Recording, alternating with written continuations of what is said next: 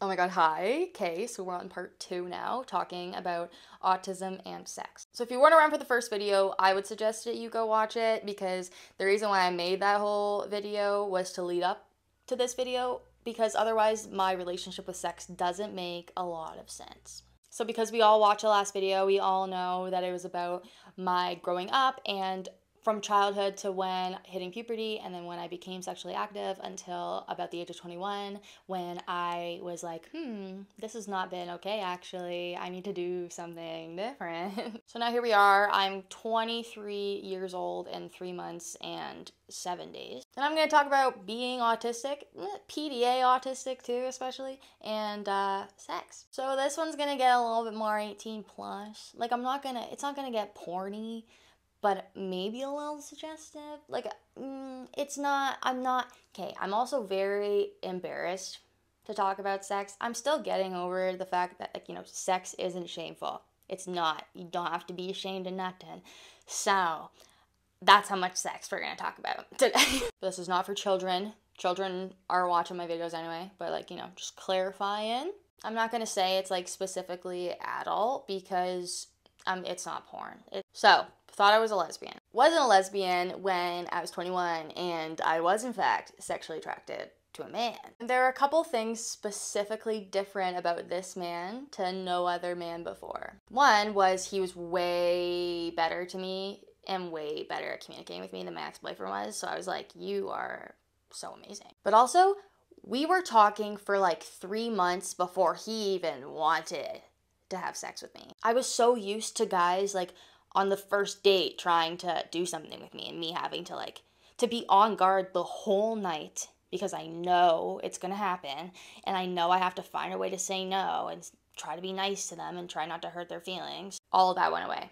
All that was completely gone, and in fact, it was the opposite. I'm like, I want to, and he was like, no, not yet. I get at men when I know that they are sexually attracted to me. And I get at men that are sexually aroused by me and then want to make me, sexually aroused so that we can then do stuff together. No, my PDA is that's kind of manipulative. If you ask me for a kiss and I consent to a kiss, but then you start trying to make out and grind up on me, I didn't consent to that. And then if you're escalating it and trying to get it there so fast that it makes me know that that's really what you wanted the whole time, and it makes me know that you had that motivation, you knew what you were doing, and I'm thinking about that while we're kissing. So sometimes my partners are like, what can I do to initiate sex with you? And the answer is,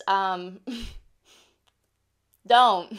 So far the answer is don't. So far the answer is I don't think that there's a way you can do that and have it be okay with me. If my partner does anything with the intention of wanting me to want to have sex with them later, I know, and it's obvious, and I'm like, you can't do anything with the intention, because then I'm going to know that you're doing it with the intention, and then it doesn't feel right. This is specifically with men too. When I'm in a relationship with men, I'm like, you don't gotta tell me that you want to have sex with me.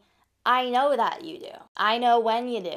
It's a lot. You find me sexually attractive. I get it. I don't. I'm actually just out here just vibing in my own human body. There's no thank you to finding me sexually attractive. I'm kind of fuck off. Can a girl not just be hot in peace and not have everyone ogle at her? So in order for me to have sex, I have to be the one to do it. I have to initiate it, or else it just doesn't work, because then I'm like, I think sometimes it can be difficult when you're in a relationship to be, because there's almost this expectation of you're just supposed to, you're gonna have sex. And so it's almost I'm thinking in my head, do we have to schedule it? Do I need to do it a certain amount of times a week? And so a lot of times I don't want to have sex with another person, because it's so much.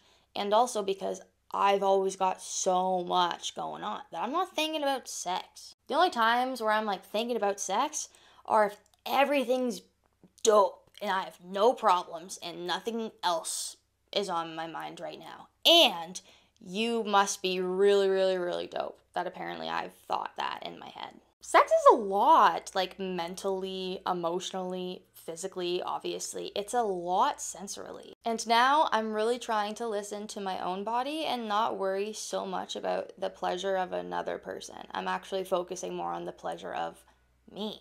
I do have a partner who I'm sexually also partners with. I'm very happy and lucky that they are so patient and kind and understanding and accommodating with me. It's not perfect. There are some little tips here and there because I am not amazing at communicating and I'm still unlearning a lot of shit. But I'm very happy that I am safe and my sex life has never been better. I'm happy to report that I am orgasming now. I think a big part of it though too is my partner is the most wonderful, amazing person that I've ever been with, and that makes me so much more attracted to them, and I didn't realize how huge that was for me. Especially when focusing on my own pleasure, I realized that I actually feel like I need the other person to know and consent to my pleasure from their body. Not like permission during, not like in a kinky way. It's definitely so much better with someone like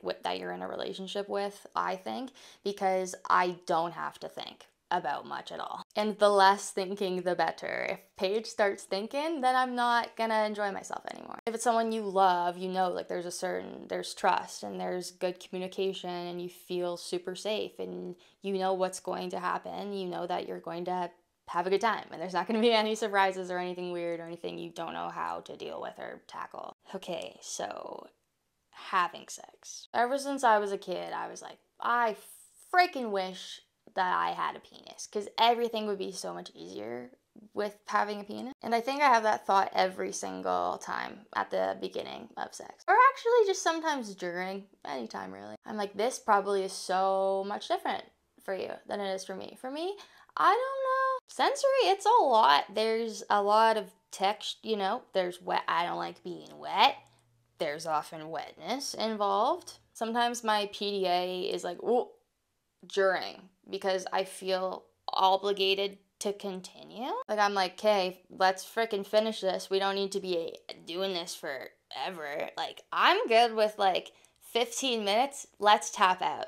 But if that happens, I'll communicate that and works out. Oh, would you look at the sun? What is the sun doing right now? What an hour. I think having PDA autism means that with sex, I'm always been unconventional. Like I need spontaneity in order for anything to be okay. If it's remotely planned at all, triggered, not happening. So I can be pretty kinky. I really don't want to be talking about my kinks on the internet. But you know, a little bit different.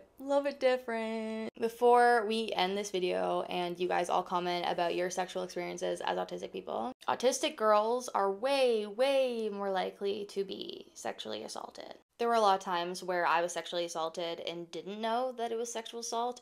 There were a lot of times where I was sexually assaulted and I knew that it was not okay. But I had no idea how to not be manipulated and how to advocate for myself. Sexual education for our autistic kids, and in particular autistic girls, is so important for their safety. I never talk about sex. I don't feel cool talking about sex, but I'm like, I need autistic girls to hear not all the things that I have to say, not this, you know, but like I just want people to be safe. And so I'm going to open my big fat mouth. Okay, I'm going to close it now, and peace out.